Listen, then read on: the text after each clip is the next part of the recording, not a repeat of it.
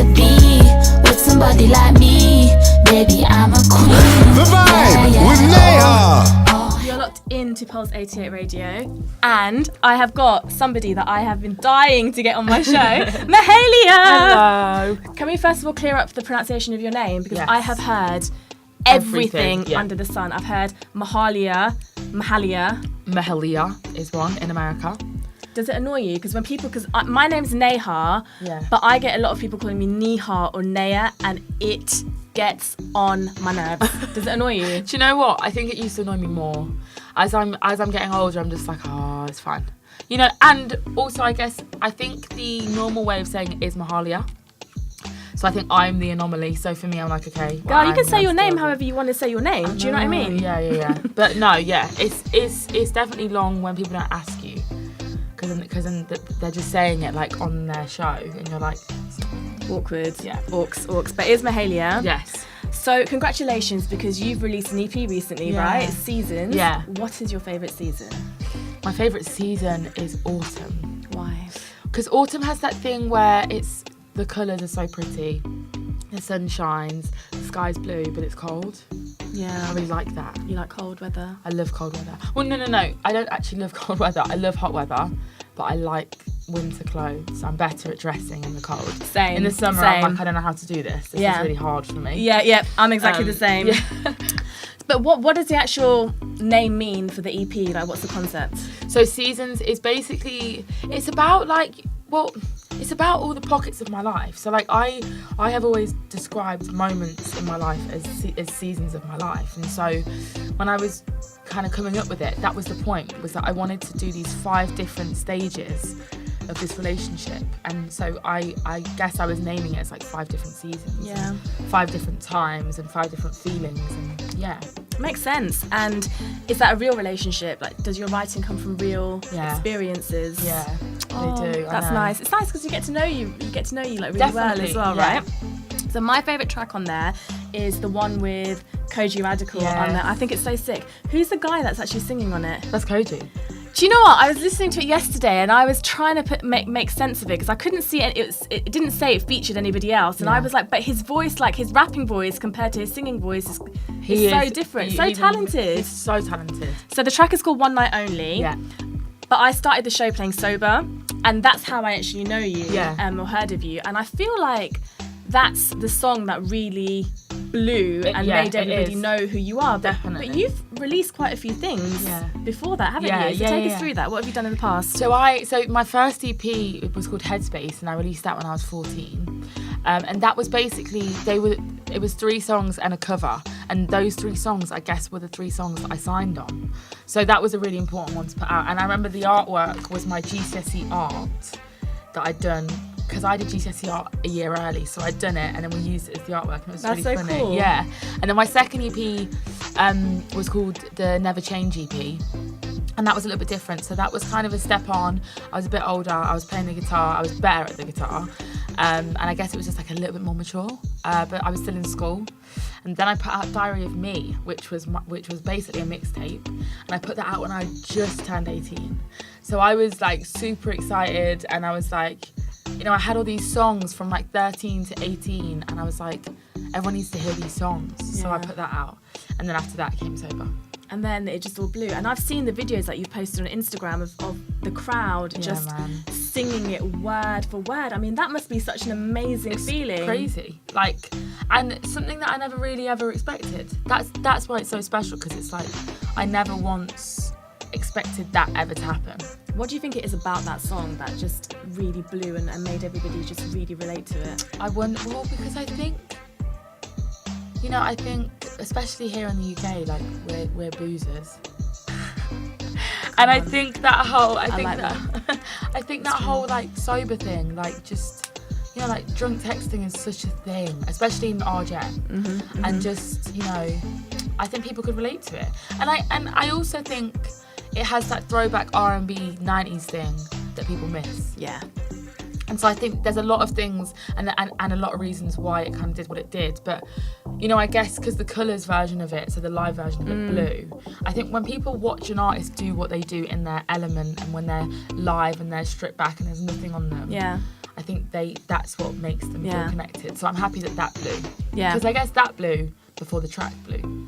Was the live version. I mean, it's so great. It's so great, and it's really catchy. The hook is just so catchy. It stays in your head. Yeah. I love it. But yeah, that's when I kind of really discovered you. But I was really surprised to see that you'd done so much before that. So my favourite song on the new EP Seasons is One Night Only. What's yours? Do you have a favourite, or are they all your babies? I think they're all my babies. I think I love them all for different reasons.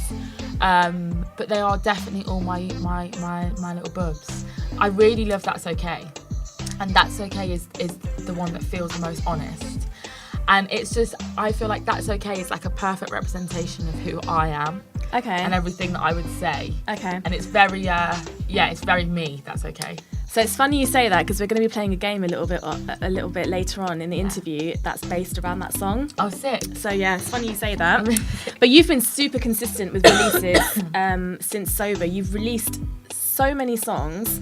It feels like so many songs. Yeah, definitely. And it's like all of them are bangers. Oh, I love them. thank I love you. them. I play you so much on my show, honestly. And then now you've got this EP. I feel like we are sisters from another mister. Really? And do you know why? Why? Because I'm from Leicester. Are you? Yeah. I didn't even clock. Yeah, because my accent has gone southern. Mine's gone. No, you've got yours. I feel Really? like I'm getting my Leicester accent back. Talking to you. It's just like, I shook it and now it's coming back. Oh, I didn't know that. Yeah. Where are you so from in good. Leicester? Syston. Okay, Oadby. Oh, Hey. Nearly. Sugar. Sugar. Oh, Sugar. That's amazing. Yeah, so I feel like My brother went to Beecham. I went to Beecham. Dude, that's so funny. So Leicester is the best star. It is. But you know, there's something I read and it kind of struck a chord with me. We're going to go a little bit deep now. So when I... A bad chord. Huh? A bad chord. No, just like it's chord. something I went through, right? So when I was growing up, I was in this farm village in East Anglia, and I was the only ethnic person there, literally, and I got bullied. And then when I was 14, my parents were like, "This is enough. Like, we need to get you out and get you in with a more multicultural society." Yeah. So then they moved me to Leicester, which was full of Indians, but then they saw me as too white. Yeah. And something similar happened with you. Yeah. So what happened with you? Well, I think, okay, so it's really, it's a strange one because I am obviously of dual heritage. So my mum's black and my dad's white. So for me, I grew up in a way that was like, I was accepting of everybody. And I didn't look like my mum and I didn't look like my dad. But, in our house, I was brought up saying that I was black. So with that, I went to a kind of mainly white school. But the thing about Leicester's very multicultural, and it is. But it's also very segregated. So when you go to certain areas, you're like, this doesn't feel multicultural at all. Oh my gosh, sorry, everybody. And the thing about Syston is that Syston's got quite a big Hindu community, and then the rest is predominantly white. And it's divided. And then I lived literally on the road that went straight through the middle of Syston. So I had friends from either end. So I was always really, but that's what I'm saying, is that I was from a really accepting family. So for me to have different friends of different cultures and of different colours, and that wasn't a big deal. But in Leicester, at school, if I said I was black, then the kids had a real problem with it, because they were like, but you're not black. Well, then it was like, you're not black, you're half. So then you're okay. Yeah. And I was always like, what do you mean I'm okay? Because I'm partly white. And that was a real issue for me, because I was like, so you're offending me, but you're offending my family and my extended family. And it was just, and then I moved to Birmingham. So now going to Birmingham was great. It was a massive culture shock. Now, because Birmingham really is multicultural, and everybody's integrated and everybody is everywhere. But the thing about Brum is that the school that I was at, by the time that I got there, it was the opposite. So I was being called white girl, and then I was like, well, now you're confusing me, because I'm like, you can't win. What do you want me to? Yeah, and it's like I was kind of, and I look, like I say this a lot, for me as an artist and just as a human being, I don't mind if anybody says I don't like Mahalia, I don't like her personality, I don't like what she talks about, I don't like all of that is fine. I don't like her music, cool. But I have a real issue with you coming for something that I can't change. If you're attacking me for my genetics, then I can't have a conversation with you. Yeah. Because I'm like, well, I don't know what you want me to say. And it's like with the colour thing, it's so real and it's really alive now. And I get comments from girls all the time. And it's mostly girls in the States, to be honest. And it's always stuff like, you know, we don't want another light-skinned R&B singer. Wow. And that's, look, like... I've had those conversations in the industry. It's mad. Because I manage a light-skinned mixed race girl, and I've heard those conversations, and they're real, and it's a problem. It's a problem because, you know, for me as an artist,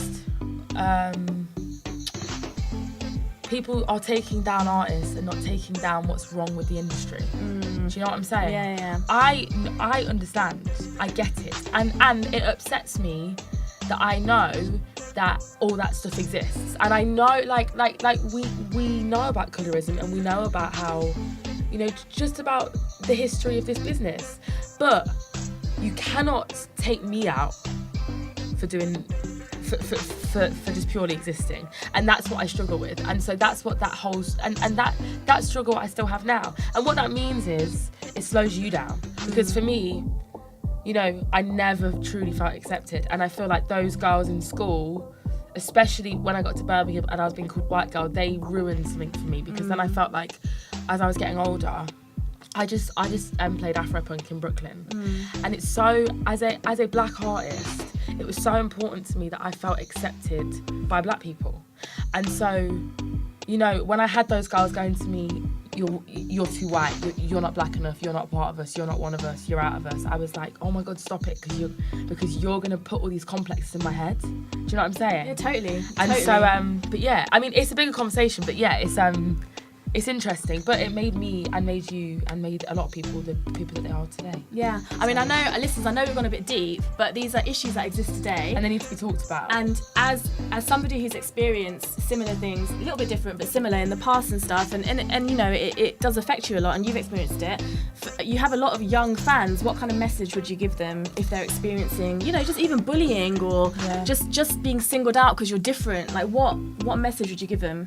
One thing that I would say, and this is what I did, is that all of that stuff really does genuinely make you stronger. And I know that everybody says it, but it genuinely does. It's true. It's when you look back. Yeah, man. And I remember my mum saying to me, they're jealous, babe.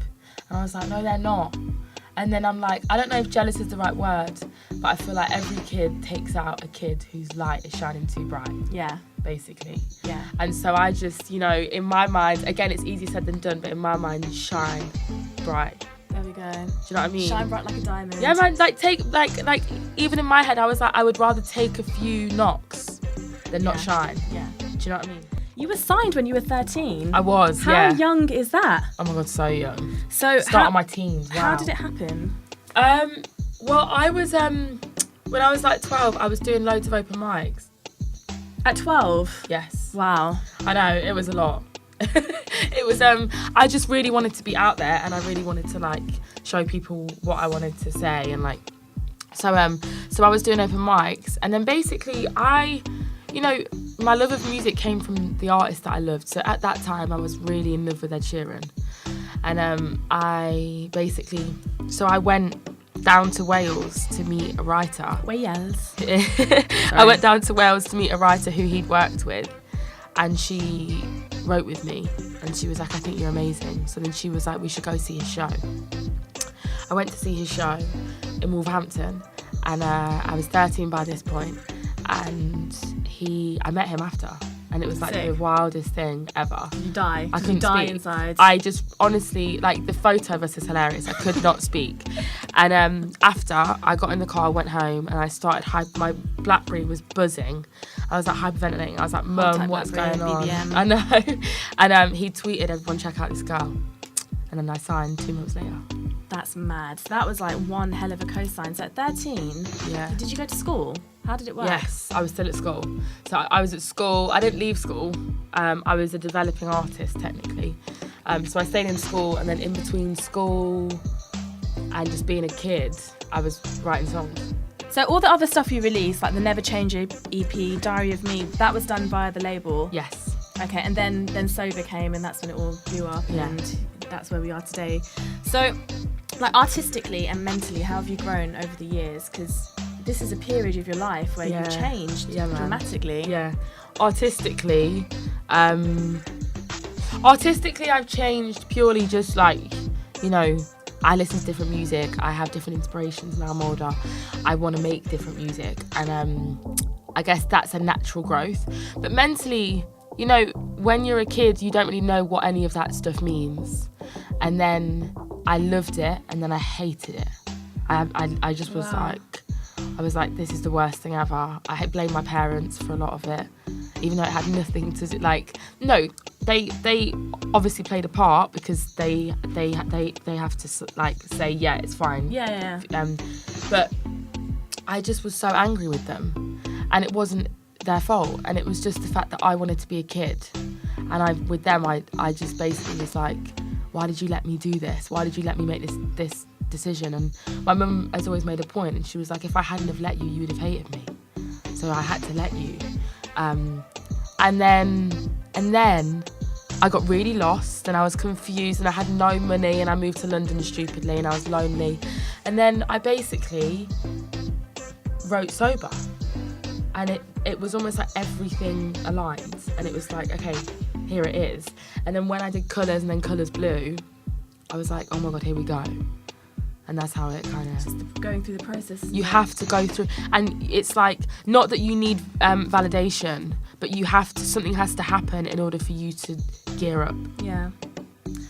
We've only got a couple of minutes left, but I want to play a game with you. Let's this is based on a single that's on your EP. So Season's EP, you've got a song called That's Okay. Yeah. So we're going to play a game called That's Okay or No Freaking Way. Okay? I'm going to lay out a couple of scenarios, and you have to let me know, in that scenario, would you be like, is that okay? That's okay? Or no freaking way, okay? Okay, cool. All right. Can I say no way? You can say no way. I'm quite bad at saying freaking. Yeah, don't. Cold. Okay, and also don't mistake that for the other word. I won't. Right. You're walking in a forest and find a suitcase. Curiosity plagues you, and you open it to find £1 million. But on top of the £1 million is a blood-stained note saying don't. Are you thinking, that's okay, I'm going to take the money? Or are you like, no way? No way. No way. It's like in a horror movie, isn't it? When people run up the stairs and you're like, why aren't you running out the front door? Yeah. Okay. No. All right.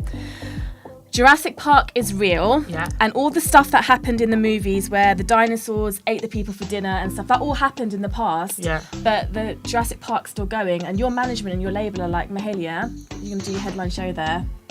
Are you like, oh yeah, that's okay. Yeah. At the Riz? Yeah. Okay, I like that. We've got to. I love that. But you won't take the £1 million though. Okay, last one, yeah? Kanye asked you to spend a day with him in a really small studio with no windows. And you've been pre-warned that he has a massive flatulence problem. And it smells like death. And people have actually got quite sick in the past from the smell. You've also been told that he doesn't like it when people leave sessions early unless he's ready. Would you take the session? Would you be like, that's okay? Or would you be like, no way? No, hell no way. Oh my, really? No, what do you mean? Musical genius. Kanye's long at the minute anyway. Like, Kanye's nah. Are we cancelling Kanye? Cancel. Kanye. Kanye's not cancelled. He's not. He actually makes me laugh. But you wouldn't take a farty session with him? No, I cannot. Unless I had a cold. Like a serious cold. You're like me. Like, I can't handle smell. I'm like... My friend was cooking salmon last night, and I swear the plate that he took it off, all of the juices had gone onto it. It smelled so like it was like fishy. I'm fine with, but this is like I'm vegetarian, babe. It's upsetting me. Choose love. Thank you so much. Thank you. Did you like that game? Yeah, man, that was good. You should do more of those. So, give us your social media details. Social media. So you can find me on Instagram and Twitter at Mahalia. And then Facebook, you can find me, I think it's at Mahalia now. Maybe at Mahalia Music. I'm not too sure. Well, just Google. But yeah, or just type in Mahalia Music for everything and you'll find me straight away. Thank you so much. Well, see, you were lucky to be with somebody like me. Baby, I'm a queen.